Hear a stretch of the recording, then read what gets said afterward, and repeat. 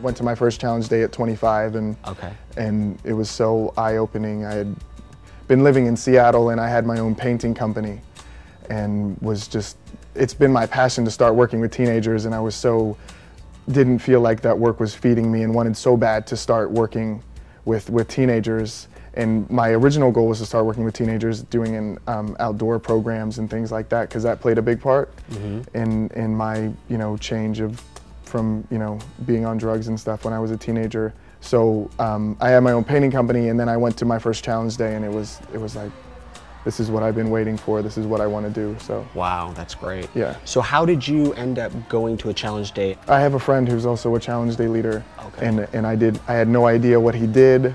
I'd see him a couple times a year, and then we were all together for something, and then his wife was like, his name's Vinny. She was like, Vinny's coming up to Seattle, where I was living at the time. She's like, Vinny's coming up to Seattle doing a challenge day. I really think you'd like it. You should go. Yeah. And I was like, sounds great. Sounds like a good program, and I checked it out. Every time that I've gone through the challenge day itself, it's been entirely different. Every group has its own personality. You never know going into it. You can't predict, but it has its own flavor, and the outcomes are all different. So you kind of just have to roll with it.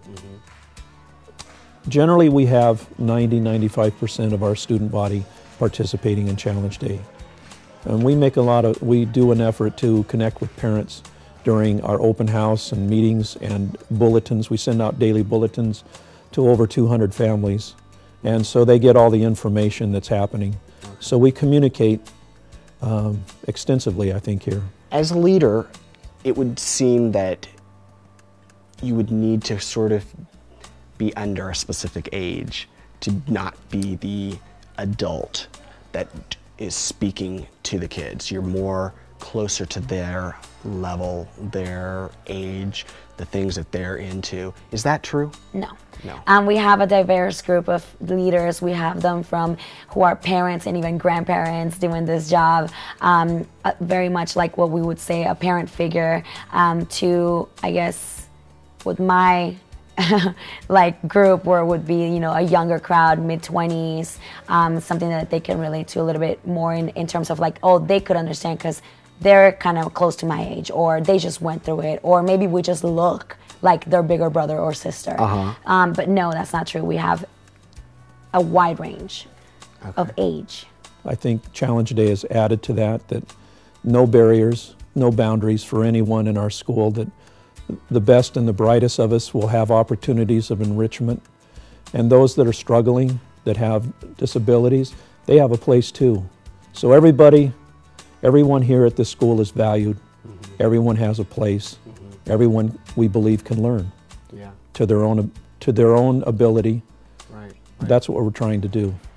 We work on showing up on time, following rules, working hard. Those are all ethics that I believe is just as important as teaching reading, writing, and math, that many times these students don't hear those things from their home life. And I'm not placing blame, I'm just saying that's the reality. Absolutely. And if we're going to help people, young kids, become responsible adults and good employees, those are the things that we have to also provide. Not everyone's going on to college, not everyone. We encourage kids that want to go to military, to trade schools, to whatever they have a desire or passion for.